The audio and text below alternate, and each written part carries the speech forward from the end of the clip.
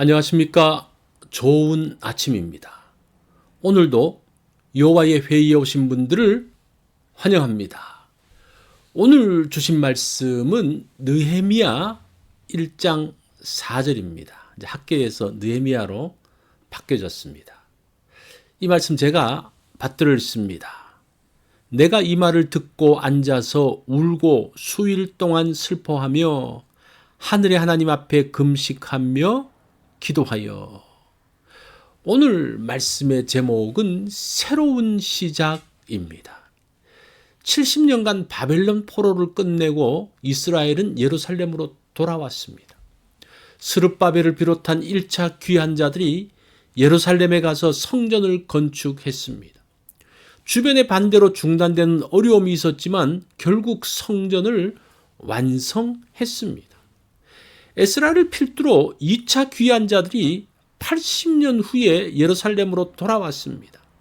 에스라는 예루살렘에 도착하여 영적 각성 운동을 했습니다. 그러나 예루살렘은 여전히 어수선한 가운데 있었습니다. 성문은 불탄 채 방치되었고 성벽도 무너진 채 있었기 때문입니다. 예루살렘 성벽이 없기에 이스라엘 사람들은 보호받을 수 없었습니다. 수시로 쳐들어오는 적들에게 많은 피해를 보았습니다. 그런 속에서 이스라엘을 보호할 어떤 보호막도 없었습니다. 그렇게 또 15년이 흘러 포로에서 풀려난 지 거의 100년 가까이 되었지만 이스라엘 사람들은 주변의 적들에게 여전히 노출된 채 고통 가운데 있었습니다. 이대로 간다면 이스라엘은 더 이상 명맥을 유지하지 못하고 사라질지도 모를 위기감이 감돌았습니다. 4절 말씀을 다시 봅니다. 내가 이 말을 듣고 앉아서 울고 수일 동안 슬퍼하며 하늘의 하나님 앞에 금식하며 기도하여. 이런 상황에서 하나님께서는 이스라엘의 부흥과 회복을 준비하고 계십니다. 하나님의 방법은 단순합니다. 하나님의 마음을 가진 한 사람을 준비하십니다. 한 사람이 찢어지는 마음을 가지고 울면서 금식하며 기도한 것이 이스라엘 부흥의 시작입니다. 하나님의 마음을 가진 한 사람이 준비되었습니다. 이 한 사람이 영향을 주고 2사람이 되고 10사람, 100사람이 되면서 이스라엘 전체로 퍼져나갔습니다. 이 한 사람이 100년 가까이 하지 못하던 성벽 공사를 52일 만에 끝내버립니다. 한 사람의 힘으로 한 사람이 금식하며 기도한다고 될까요? 느헤미야 한 사람이 시작한 것이 이처럼 놀라운 열매를 맺었습니다. 한 사람의 기도를 하나님께서 들으셨습니다. 6절로 7절 말씀을 봅니다. 나와 내 아버지의 집이 범죄하여 계명과 율례와 규례를 지키지 아니하였나이다. 먼저 느헤미야는 죄를 자백하며 회개했습니다. 죄의 자백은 나와 나의 아버지 집에서 시작합니다. 회개하며 하나님께 나아갑니다.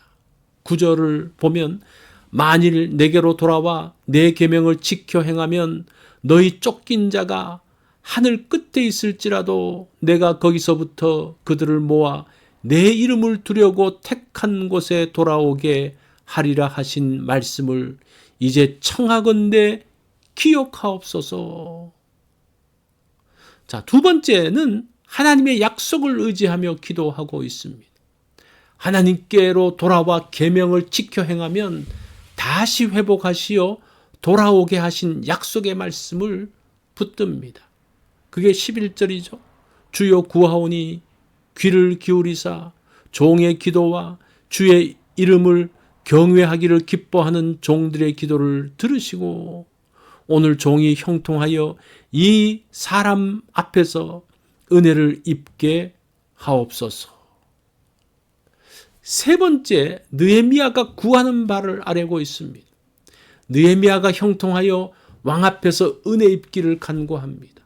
구체적으로 하나님께 간구합니다. 이 기도를 시작으로 이스라엘에서 새로운 일이 시작됩니다. 잠자던 이스라엘을 깨우기 시작합니다.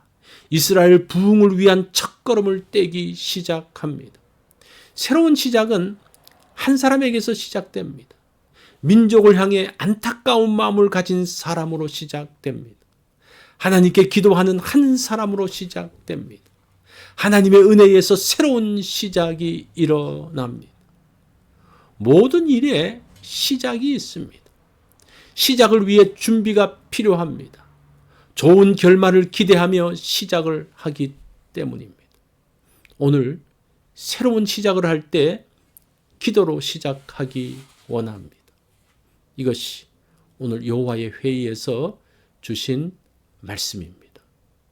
오늘 하루를 살면서는 처음 시작을 할 때 작지만 위대한 걸음의 시작이라는 것을 생각하면서 또 하루를 지내는 그런 날이 되면 어떨까요?